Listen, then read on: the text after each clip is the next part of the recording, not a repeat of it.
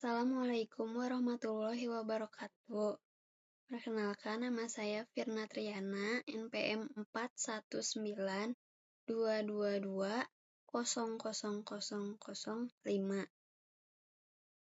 Mata kuliah Manajemen Kontrak Teknik Sipil B2. Di sini saya akan menjelaskan kembali mengenai apa saja yang ada di dalam manajemen kontrak yang dibahas minggu lalu. Pertama, ada peran dan tanggung jawab para pihak dalam konstruksi. Yang pertama ada kontraktor. Kontraktor adalah perusahaan atau individu yang bertanggung jawab untuk melaksanakan pekerjaan sesuai dengan kontrak yang telah disepakati dengan pemilik proyek. Dalam industri konstruksi, kontraktor bertugas untuk 1. Melaksanakan pekerjaan sesuai kontrak, yang artinya kontraktor harus menjalankan semua tahapan proyek sesuai dengan apa yang telah disepakati dalam dokumen kontrak. Contohnya, dapat memahami apa isi dalam kontrak tersebut, dimulai dari lingkup pekerjaan, spesifikasi teknis, dan persyaratan hukum. Tugas yang kedua adalah memastikan tenaga kerja dan peralatan sesuai dengan spesifikasi proyek. Nah, langkah ini penting dalam pelaksanaan konstruksi agar proyek berjalan sesuai standar kualitas, efisien, dan keselamatan. Contohnya, menganalisis jumlah tenaga kerja yang dibutuhkan, kemudian merekrut tenaga kerja berdasarkan pengalaman, pemahaman proyek, dan prosedur keselamatan kerja. Sama juga halnya dengan peralatan kerja, itu perlu menganalisis apa saja yang dibutuhkan dan tentunya harus sesuai dengan spesifikasi yang dibutuhkan proyek dan sesuai dengan prosedur keselamatan kerja. Tugas yang ketiga adalah bertanggung jawab atas kualitas hasil pekerjaan. Nah, kualitas pekerjaan yang baik akan memastikan proyek aman dan tahan lama. Dengan spesifikasi yang disepakati dalam kontrak, di antaranya memastikan pekerjaan sesuai dengan spesifikasi teknis gambar, standar yang ditetapkan dalam kontrak.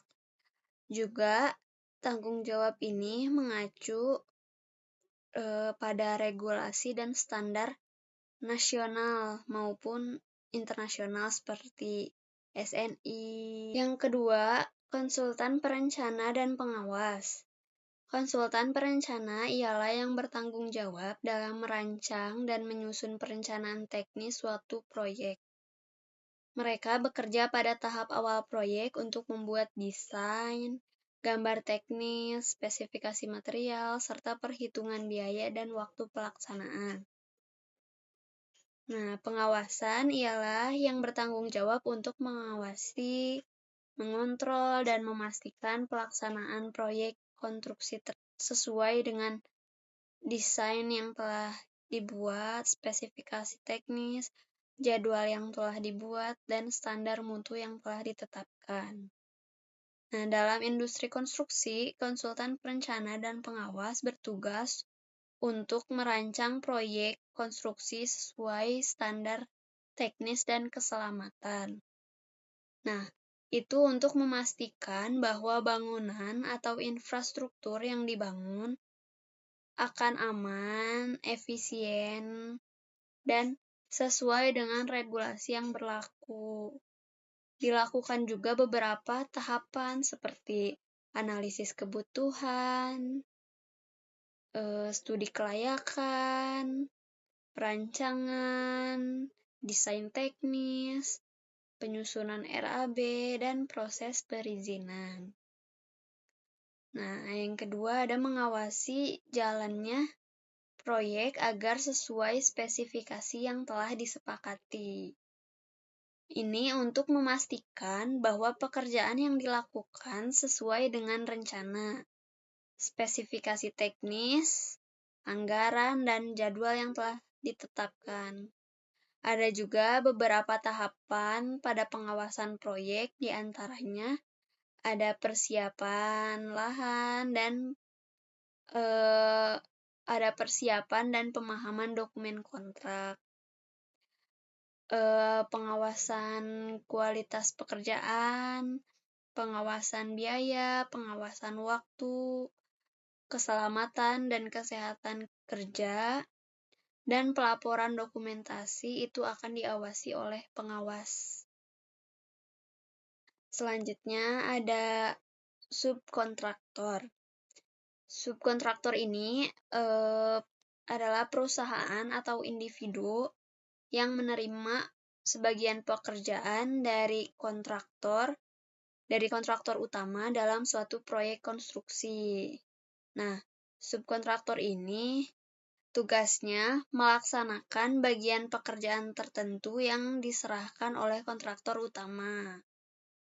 Nah, biasanya untuk subkontraktor ini memiliki spesialis dalam bidang tertentu seperti pekerjaan struktur, material elektrikal, plumbing, finishing, atau infrastruktur lainnya.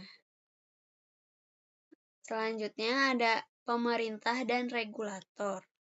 Nah, pemerintah dan regulator ini adalah pihak yang bertugas mengatur, mengawasi, dan memastikan pelaksanaan proyek konstruksi sesuai dengan peraturan yang berlaku. Mereka membuat kebijakan, standar, dan regulasi yang harus dipatuhi oleh kontraktor, konsultan, dan pemilik proyek maupun subkontraktor. Nah, tugasnya untuk mengawasi kepatuhan terhadap regulasi hukum konstruksi. Ini bertujuan untuk memastikan bahwa setiap proyek berjalan sesuai standar teknis, sesuai hukum, dan sesuai dengan prosedur keselamatan kerja. Pemerintah dan regulator juga bertanggung jawab dalam mencegah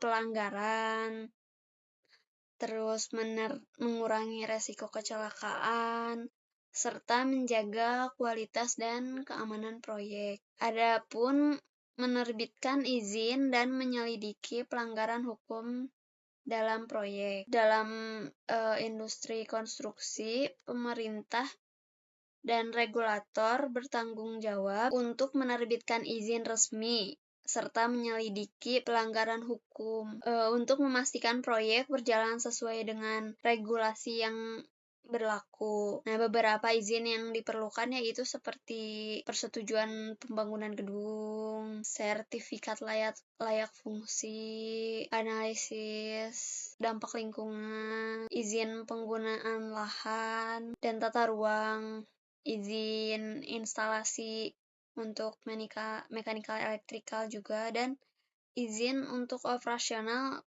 tenaga kerja asing bila ada tenaga asing yang dipekerjakan. Kemudian ada jenis kontrak konstruksi di Indonesia. Ada 4. Yang pertama itu kontrak lamsam.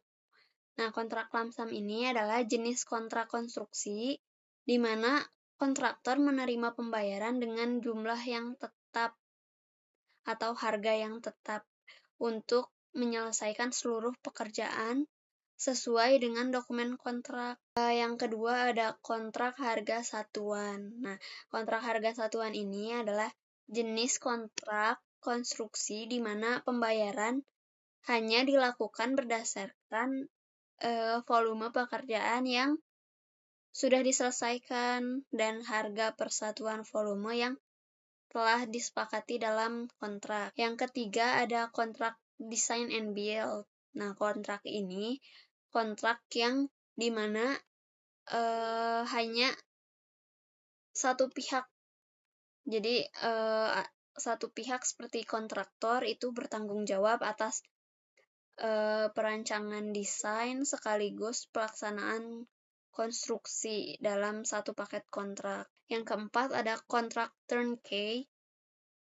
Kontrak turnkey ini adalah jenis kontrak di mana kontrak bertanggung jawab penuh atas seluruh proses proyek, mulai dari perancangan desain, pengadaan, konstruksi, hingga penyelesaian proyek. Selanjutnya ada resiko dalam proyek konstruksi dan cara mengatasinya.